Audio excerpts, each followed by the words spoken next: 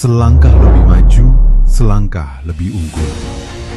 Universitas Bina Sarana Informatika kini resmi meraih akreditasi unggul dari BAN PT. UBSI terus membuktikan diri sebagai kampus digital kreatif. Pilihan tepat untuk masa depan cerah kamu. Kuliah berkualitas, fasilitas keren, akreditasi unggul. Kuliah BSI aja. Assalamualaikum warahmatullahi wabarakatuh. Perkenalkan, nama saya Francisco Arsenis Dongara dengan NIM 1724 0674. Saya dari Prodi Teknologi Informasi. Pada video kali ini saya akan menjelaskan sedikit tentang judul yang saya ambil, anti korupsi. Karena banyaknya kasus-kasus korupsi yang pada saat ini, makanya saya ngambil judul dengan judul pembahasan materi yang saya ambil, anti korupsi. Korupsi telah menjadi salah satu masalah kronis yang menghambat kemajuan bangsa Indonesia. Meskipun berbagai upaya telah dilakukan oleh pemerintah dan lembaga penegak hukum, seperti pembentukan Komisi Pemberantas Korupsi atau yang disebut juga KPK, namun praktik korupsi masih sering terjadi di berbagai daerah maupun di provinsi.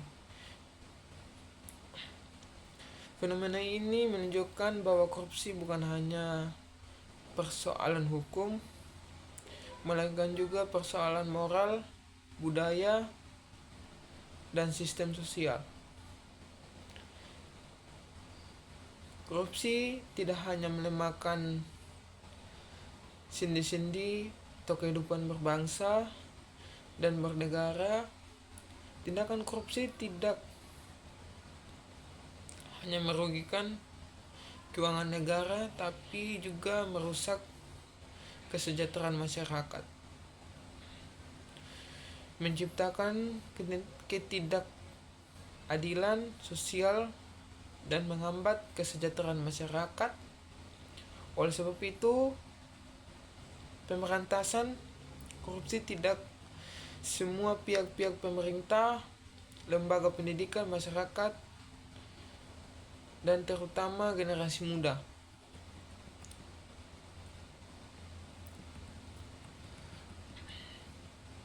Dampak-dampak korupsi yang sering terjadi: suap. Yang pertama, suap.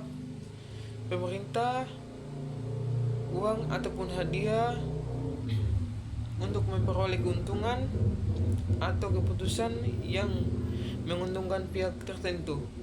Dan yang kedua, gratifikasi. Gratifikasi memberikan fasilitas atau hadiah kepada pejabat publik untuk memengaruhi kebijakan atau keputusan. Dan yang ketiga, pengelapan dan penyelewengan.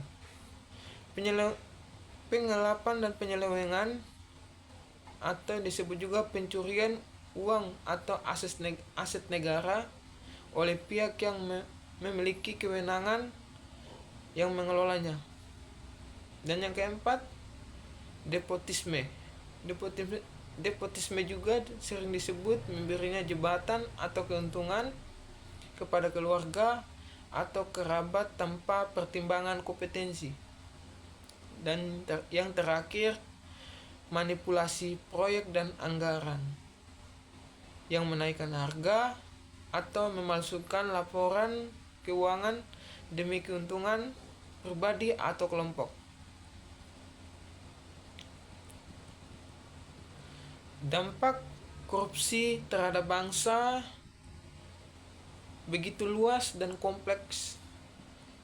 tidak hanya menimbulkan kerugian ekonomi, tetapi juga menghambat pembangunan, merusak sistem sosial, dan menurunnya kualitas kehidupan bangsa. Beberapa dampak besar yang ditimbulkan oleh korupsi antara lainnya: yang pertama, kerugian negara dan rakyat. Dana publik yang harusnya digunakan untuk membangun infrastruktur, pendidikan atau kesejahteraan justru hilang karena dikorupsi. Akibatnya pembangunan berjalan lambat dan kesejahteraan masyarakat tidak meningkat.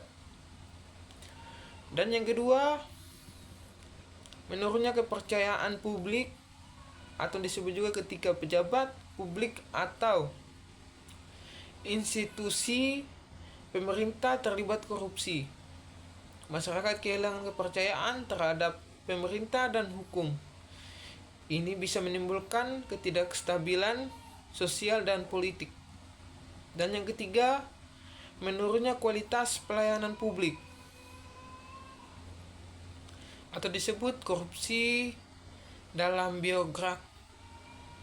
birokrasi, menyebabnya proses pelayanan menjadi lambat dan berbelit-belit dan mahal. Dan yang keempat, rusaknya moral dan budaya bangsa.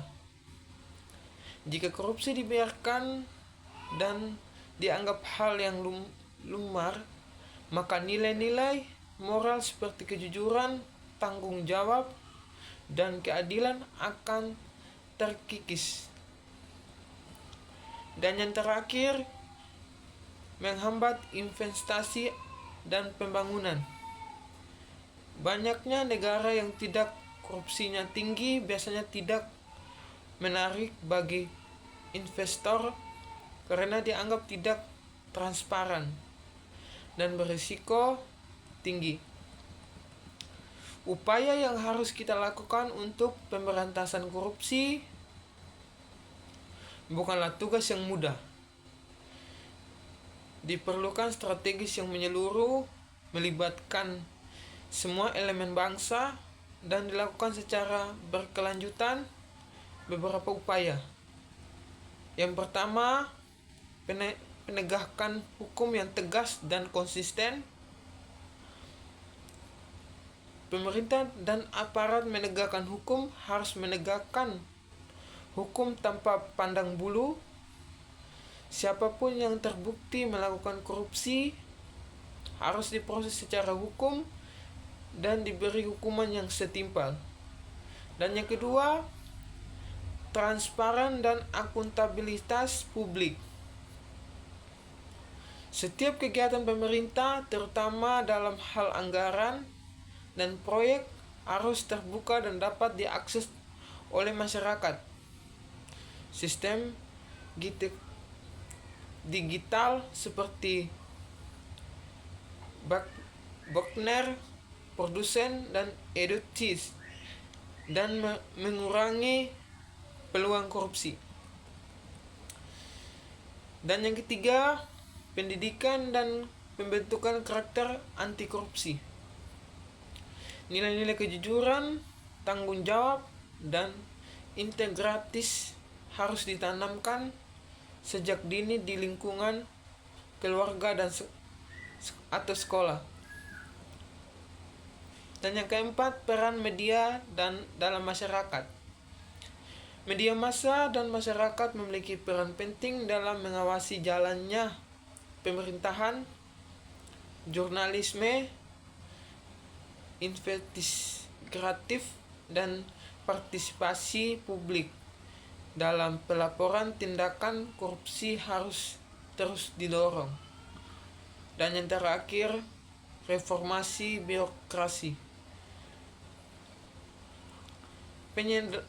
Penyederhanaan prosedur administrasi dan peningkatan kesejahteraan pegawai dapat mengurangi peluang dorongan untuk melakukan korupsi. Maka peran kita sebagai generasi muda dan kita harus melakukan pencegahan anti korupsi. Generasi muda merupakan harapan bangsa yang mewujudkan Indonesia bersih di korupsi. Pemuda harus memiliki kesadaran tinggi terhadap pentingnya integritas, kejujuran, dan tanggung jawab.